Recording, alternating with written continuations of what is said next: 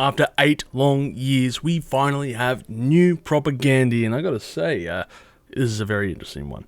So, hi people and hello my Chili Con Carnage crew, it's Chili here, the man who produces Design for My Eyes, doing a 5-minute review on Propagandhi's newest album, At Peace. First up, let's talk about this album artwork for a minute, because holy moly, it is an ambitious little oil kind of painting. I feel like it's off a very famous, artwork. If you know the answer to which artwork it's from, make sure to comment below.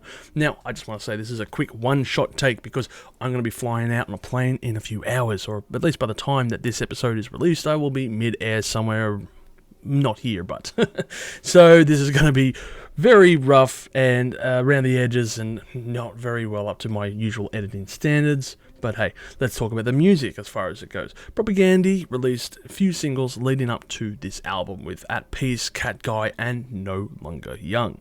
All of these songs just all felt so good. I mean, it was great to hear Propagandhi again. A band that kind of felt like it was forgotten to time almost, for at least because, they haven't released any new music.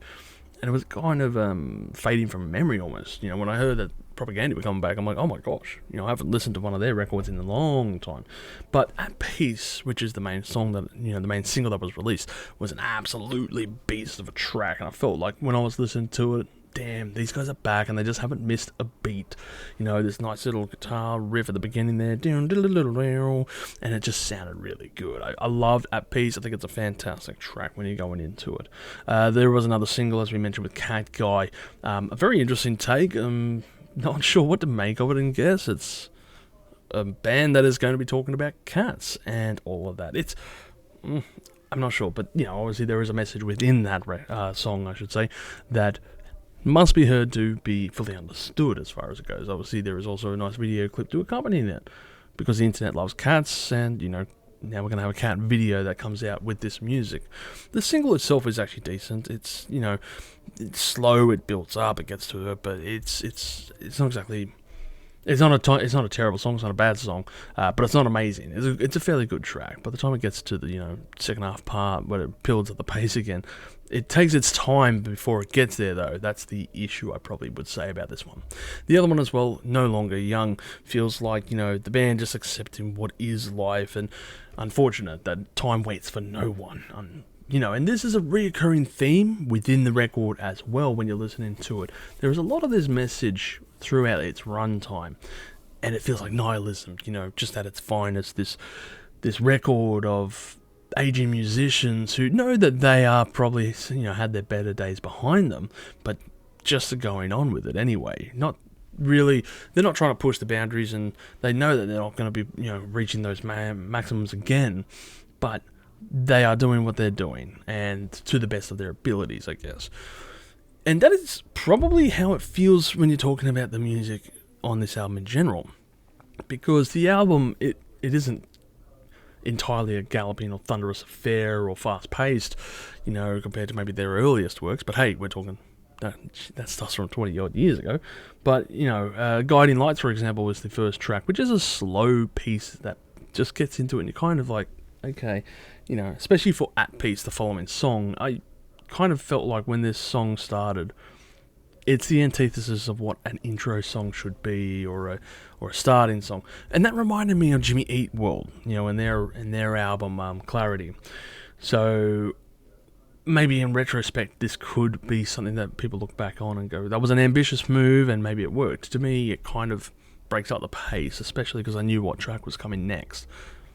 Again, that could be up for any kind of advice in regards to it. Now, there are certainly some other tracks in regards to the rest of this album, because there was 13 tracks on here at a nearly 48-minute runtime, and I think it's quite interesting when you're going through the record.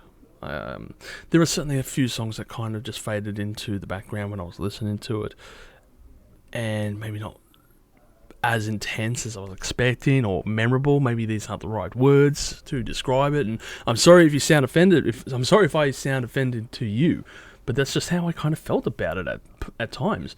This album was just not extremely memorable in a lot of sections, and it felt very slow-paced, maybe to the band's detriment of the age that they're in. But Then there were pieces as well that just, kind of thunderous and just went boisterous, balls to the wall kind of attitude. Prismatic Spray, for example, The Tinder Date is one of those songs that I thought was pretty sick. But also, I think it was Benito's earlier works, is the one that begins off with the keyboard clapping. Or maybe it was Fire Season. Sorry, I'm just trying to find it in here. But Vampires Are Real, which was a very interesting one. I'm listening to it, and there's a little keyboard warrior going on. And I thought, Vampires Are Real. That is pretty funny to kick off like that. And then it just kicks into gear, and it's like, oh, damn, where's this energy been the whole album? So, while this is not exactly the album I was expecting, it's neither the album that I'm disappointed by either. It's a solid album. It's a solid record at the end of the day. It's just a bit jarring, I guess, would be the word I'm trying to think of, to kind of what I was expecting, considering their previous materials. But it's still got the Propagandhi name, and I think that they deserve the Propagandhi name on this record, of course. It definitely lives up to their themes, their elements, their sounds, which they haven't shifted away from. It's just a band that has changed minute details over the 8 years that it's been or so since Victory Lap, for example, or the records that they had released prior to that. And I guess that's where we are at the end of the day. We have a band that has an album artwork which is grandiose, epic in scale, but time fades everything, and you can see that, I guess, with the artwork they have chosen as well. We may be remembered for our glory, but that was then, this is now. At the end of the day, that's kind of how it is. It's not a, decent album still. So let's get down to the score as far as what this is concerned, I guess.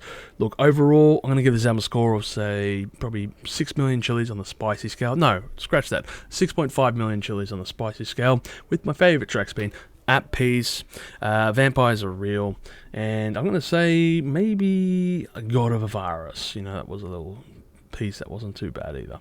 So, yeah, look, this record is decent. I keep using this word over and over again, but at the end of the day, it's just not the record that I thought it was going to be. And I think this is going to be one that when I come back and listen to it, I'll be more appreciative. Because yes, I am rushing this to put it out. Of course, people will correctly point that out in the comment section. But you know what? Maybe I'll come back to this record later on in the year and have a different perspective as far as it's concerned. But initial thoughts, I guess you could say, fine album, just not great. But it's not terrible, it's not bad. But as always, I want you to listen to this record for yourself. Come up to your own decision, of course. Comment below and tell me what your favourite track was off the album and your thoughts, of course, about this record. But as always, you have a great day and stay spicy out there.